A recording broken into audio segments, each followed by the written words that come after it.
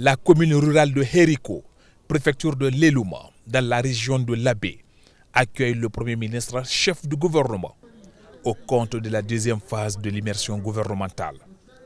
Cette deuxième phase de l'immersion est marquée par la sensibilisation des populations à la réussite de l'opération de recensement administratif à vocation d'état civil, RAVEC, en cours depuis le 15 avril dernier. Ici, au centre d'enrôlement de Hériko, Amadou Ouriba visite les installations afin de s'enquérir du déroulement des opérations.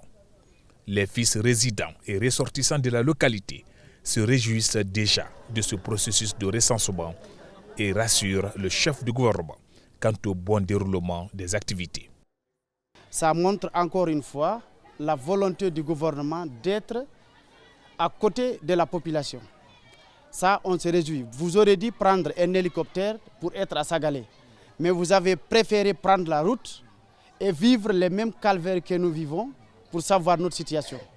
Et aujourd'hui, c'est une date symbolique. Parce que c'est une première dans l'histoire de Hériko qu'on reçoit un premier ministre en exercice. C'est à saluer et à remercier. Et c'est à l'actif du général Mamadi Doumbouya. Donc, nous n'avons rien à vous dire concernant la route.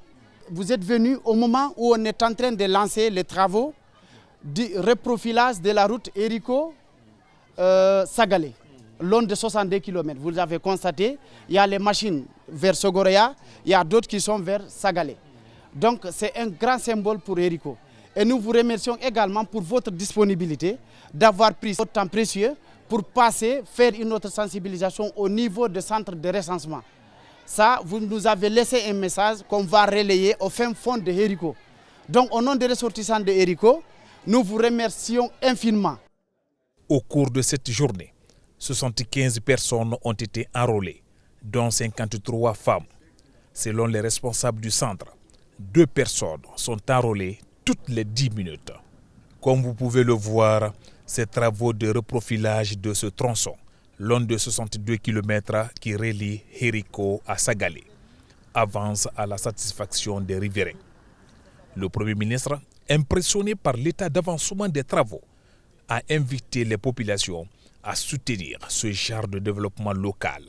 En marge de l'immersion gouvernementale, le chef du gouvernement a pris part à la grande ziara organisée à Sagalé en hommage à Cheikh Abdoul Rahim Chérif.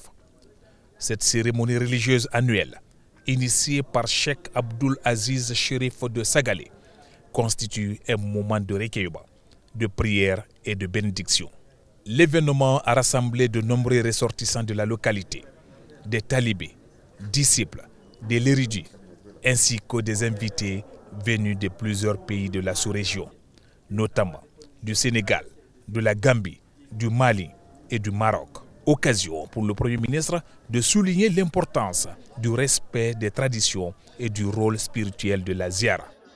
La Guinée a toujours été une terre de spiritualité.